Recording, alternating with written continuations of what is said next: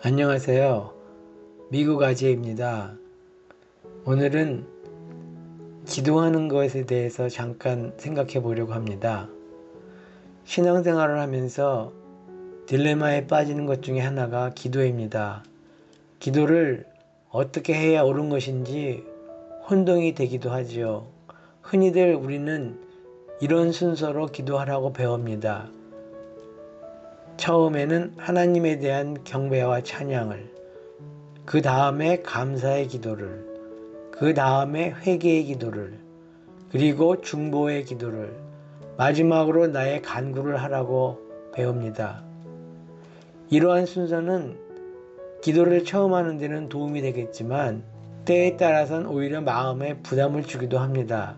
당장 급하게 간구해야 될 것들이 있는데 이런 순서를 따라서 하자니 마음이 급해지고 편치 못한 기도를 했던 기억들이 있을 겁니다.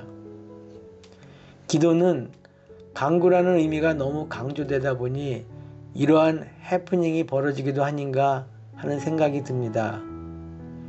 주일 예배 시간에 대표 기도가 끝나고 나서 또 축도가 끝나고 나서 아주 짧은 시간 동안 각자 기도하는 것을 볼 수 있습니다. 제 생각에는 교회에서 드려지는 기도 가운데 그때 드려지는 기도가 가장 절실해 보입니다. 지난 일주일 동안 주님께 못 드린 간구를 그 짧은 시간 내에 모두 해야 하니 얼마나 바쁘겠습니까? 사실 기도란 간구의 의미보다는 교통, 대화의 의미가 더 크다고 하겠습니다. 아버지와 자녀가 대화를 하듯이 그냥 아버지께 이야기하는 시간입니다. 여러분들이 자녀와 대화할 때 자녀들이 필요한 것을 이야기하기도 하지만 그 밖의 일상의 일들도 같이 얘기하지 않습니까?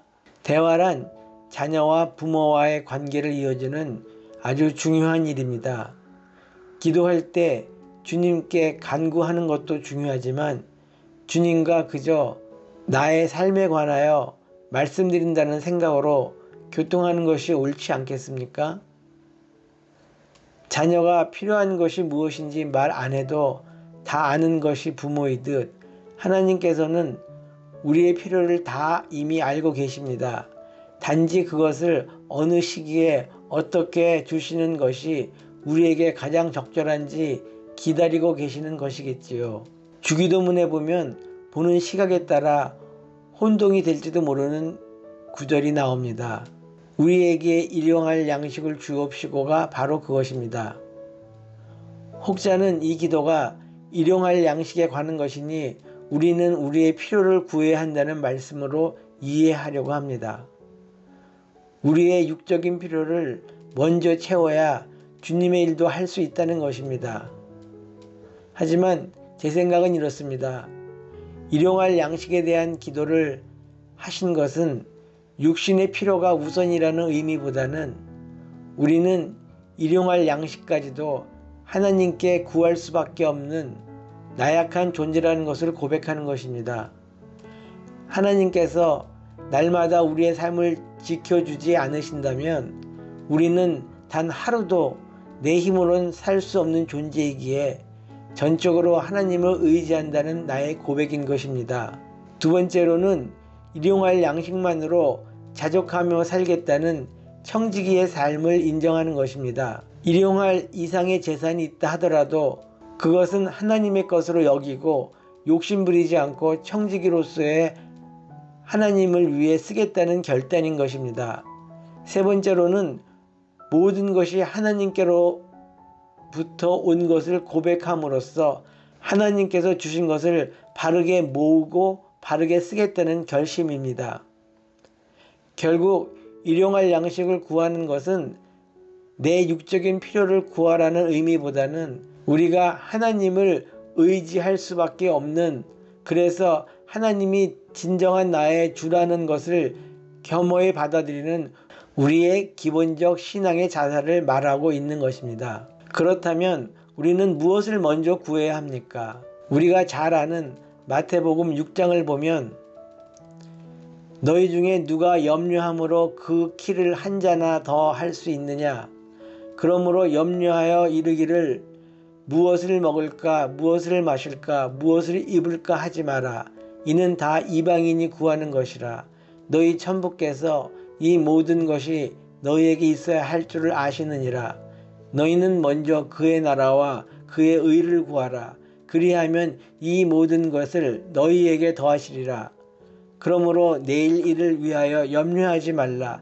내일 일은 내일이 염려할 것이요 한낮의 괴로움은 그날의 족하니라. 이 말씀은 예수님께서 주님의 기도를 가르쳐 주시면서 계속해서 하신 말씀입니다. 이 말씀을 잘 묵상해 보면 우리가 무엇을 먼저 하나님께 간구해야 하는지 분명히 말씀하시고 계십니다. 앞에서도 언급했듯이 하나님께서는 우리가 살아가면서 무엇이 필요한지 잘 알고 계십니다. 그리고 항상 그 필요를 채워주시고 계십니다. 만약 내가 월 수입이 10,000불이 되게 해달라고 기도했는데 3,000불밖에 안 주신다면 하나님이 허락하신 나의 월 수입은 3,000불이 적당한 것입니다. 하나님께서는 언제나 우리에게 일용할 양식을 채워주시고 계십니다. 그러나 우리는 세상적인 욕심으로 인하여 항상 기도의 응답을 못 받았다고 생각합니다. 위의 말씀 중에 오해가 되는 구절이 하나 있습니다. 내일 일은 내일이 염려할 것이요. 이 말씀은 얼핏 들으면 내일 일은 오늘 걱정하지 말고 내일 걱정하라는 다소 현실 도피적인 뜻으로 인식되기가 쉽습니다. 하지만 그것은 번역상의 문제로 영어 원문은 For tomorrow will worry about itself 인데 그 뜻은 내일 일은 내일이 알아서 걱정할 것이다. 즉 내일 일은 하나님께서 알아서 주관할 것이라는 전적으로 하나님을 의지하라는 말씀입니다. 그의 나라와 그의 의를 먼저 구하는 것은 우리가 살면서 우리 마음의 중심을 어디에다 두어야 하는지에 관한 말씀입니다. 내 마음의 중심이 하나님 우선으로 살려고 노력한다면 하나님께서 그렇게 살 수 있도록 모든 것을 채워주시며 심지어는 세상의 필요까지도 채워주신다는 것입니다. 우리는 살면서 끝없이 요구합니다. 중고차를 타다가 소형 새 차를 타게 되면 벤츠를 타고 싶고 새방에서 살다가 작은 집이라도 장만하면 감사보다는 남이 사는 100,000불짜리 집을 부러워합니다. 하나님께 간구하는 것이 중요한 것이 아니라 무엇을 간구하느냐가 중요합니다. 야베스가 주께서 나에게 복에 복을 더하사 나의 지경을 넓히시고 주의 손으로 나를 도우사 나로 환난을 벗어나 근심이 없게 하소서 라고 기도하였고 주께서는 그 기도를 들어주셨다고 합니다. 많은 분들은 야베스의 기도를 이렇게 해석합니다. 하나님, 저에게 복을 주세요.